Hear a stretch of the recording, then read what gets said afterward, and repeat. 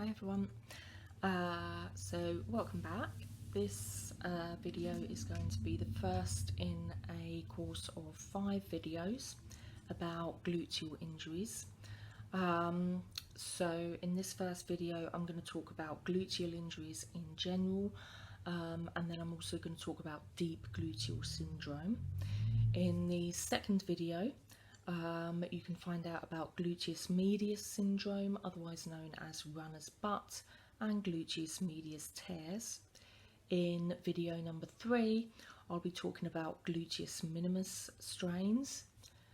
In video 4, we'll address gluteal tendinopathy, and then in the final part 5, I'll be talking about the Gluteus Maximus and trigger point pain.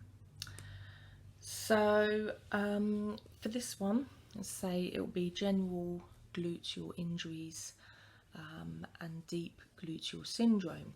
So the glutes consist of 3 major muscles: the Gluteus Maximus, Gluteus Medius and Gluteus Minimus.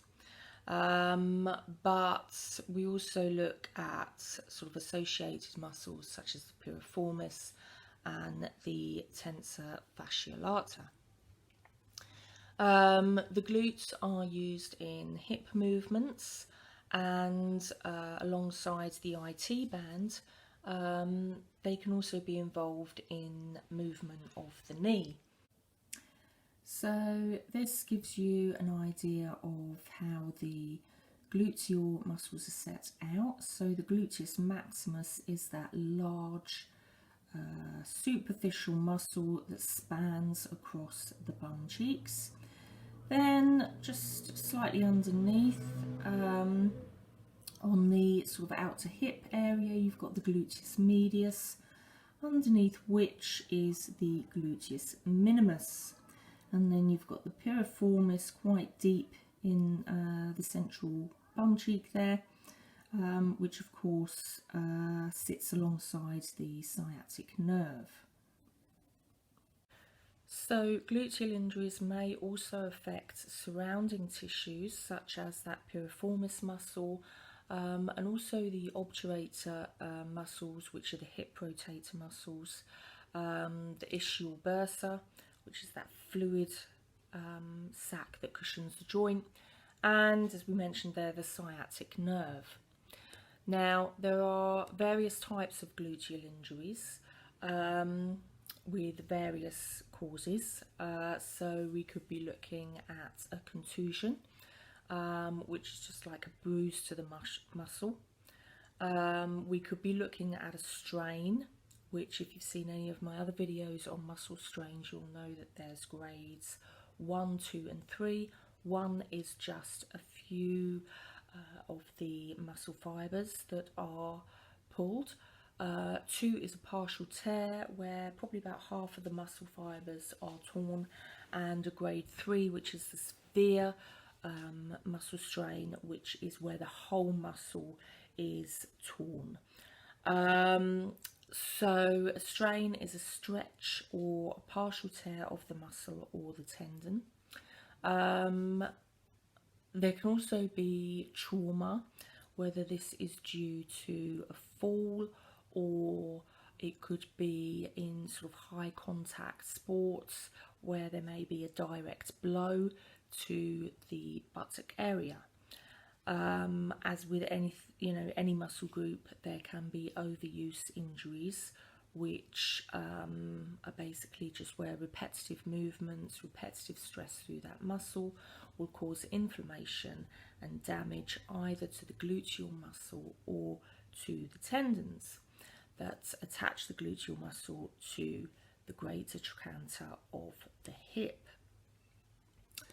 Now, in terms of causes and risk factors, falls are certainly a common cause of contusions alongside other forms of trauma. Those who are on anticoagulants may suffer a large amount of bleeding within and around the muscle, causing pain and swelling. So obviously in terms of bruising, it may seem more severe in someone who is on anticoagulant therapy. As we've mentioned, overuse injuries. You know, if there are gluteal and muscle and tendon strains, these may be occurring because of repetitive motions, whether it's due to sport or maybe due to your job or just your lifestyle in general.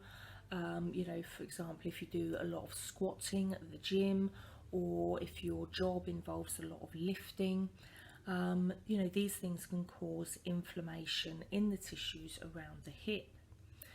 And also, you know, if you are like a gym goer or an athlete of some description, overtraining, especially with weights and, as we've said, squats, may cause gluteal tendinopathies, which may also mimic hip bursitis. And also runners are particularly prone to inflammation of the hip, the piriformis, the IT band, and the gluteal muscles. If you are a runner, you know, you can just check that you've got a good running technique by looking at my other video post on running technique, which just gives you a few tips to sort of really practice and ensure that you're engaging the right muscles, because as we know in runners, the glutes and calves can kind of work alongside each other. So if one of those is out, it could potentially increase the risk of injury in another.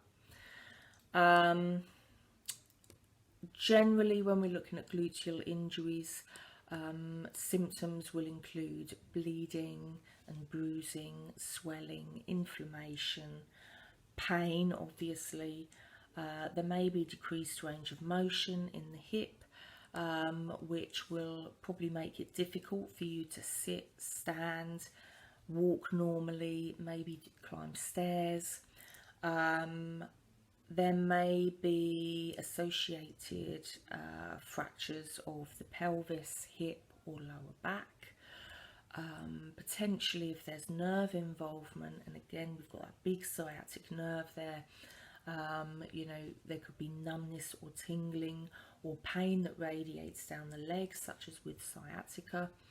There may even be issues with urination or normal bowel movements, and this can be quite serious, so it's important to get it checked out because it could be associated with potential spinal cord injury. So if there's been like a traumatic injury, it's really important to get this checked out. And of course there's likely to be tenderness on palpation due to either contusion or infection, or gluteal tendinopathy if it's around that greater trochanter of the hip. So how do we treat gluteal injuries? Well, in general, you know, it's kind of like the standard sports injury treatment. Decrease the inflammation with ice, elevation and rest. If you're having trouble sitting down and it's really uncomfortable, you may want to use a good old rubber ring, and also a short-term stool softener may be of use if there is difficulty sitting on the toilet, which, you know, that can lead to constipation, and or, you know, trouble opening the bowels full stop. Physiotherapy for, you know, if you're developing an abnormal gait because you're compensating. So physiotherapy is usually beneficial if it's like an overuse injury or a tendinopathy. Massage certainly can help, again, for, you know, with the same sort of issues, just in terms of improving flexibility, strengthening the surrounding muscles, and releasing any tension. Also, potential treatments may include ultrasound, steroid injections, which of course cannot be used long term, and in rare cases, and we're talking about severe tears here, potentially surgery may be an option. So that's a sort of a brief overview of gluteal injuries as a whole. Now, I'm going to go on now to talk about something called deep gluteal syndrome, which has various causes and associated conditions. It's usually quite severe, and it tends not to be eased with rest. So it can become a chronic condition that requires medical attention. The main cause of deep gluteal syndrome pain is the muscles, skin, blood vessels compressing the nerves, which basically causes pain signals to be sent to the brain, and the nerves will get overstimulated, so there'll be lots of pain signals being sent. Now, as we've said, there are some associated conditions with deep gluteal syndrome, one of which is Piriformis syndrome.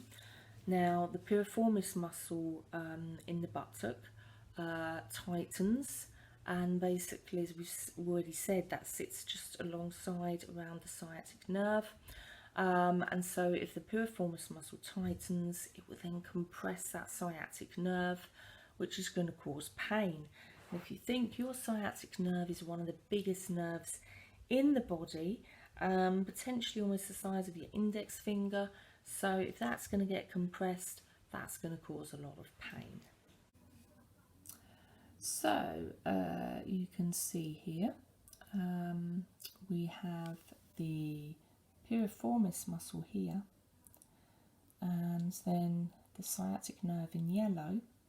So you can see how if that muscle is tight, it is going to press down and compress on that nerve, which comes down into the legs. So you can see how that would refer pain, you know, potentially down as far as the foot. And so another associated condition is sciatica, which, if you've not already taken a look, I do have a previous video done about sciatica, so do take a look at that if that is relevant to you. Now, sciatica is actually a symptom of other conditions rather than a condition itself, which basically occurs where there is compression of that sciatic nerve, which of course controls the knee and the lower leg muscles, and so sensation in the back of the thigh, lower leg and the sole of the foot. And in sciatica, that compressed sciatic nerve will then cause severe pain. So these two conditions, the Piriformis syndrome and sciatica, should be ruled out before diagnosis of deep gluteal syndrome is made, although they may often be present alongside deep gluteal syndrome just to confuse the issue and make diagnosis even harder. Now, there are other muscles that can cause gluteal pain and also result in deep gluteal syndrome. So if we look at causes of deep gluteal syndrome, the main cause is a tight muscle compressing the sciatic nerve, and reasons for the tight muscle may include having a sedentary job or lifestyle, doing lots of exercise, daily activities such as running, walking, climbing a lot of stairs, you know, if you go out hiking, sports, particularly things like football or basketball,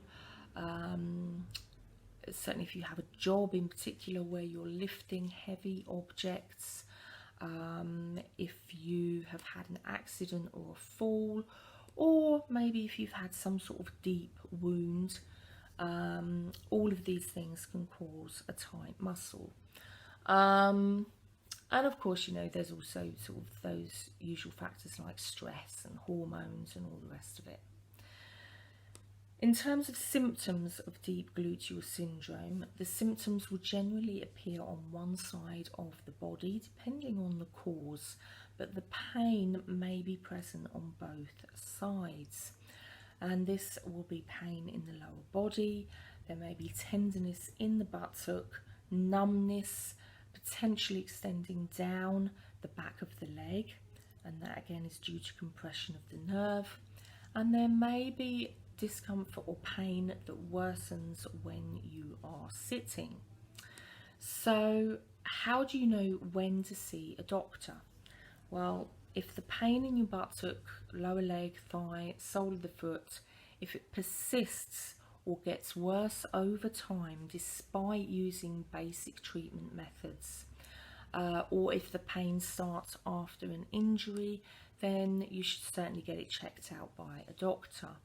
But also if the pain leads to numbness in the buttock, thigh and lower leg, or if you have, any difficulty in controlling your foot or in controlling your bowel and bladder movements, then get it checked out by a doctor.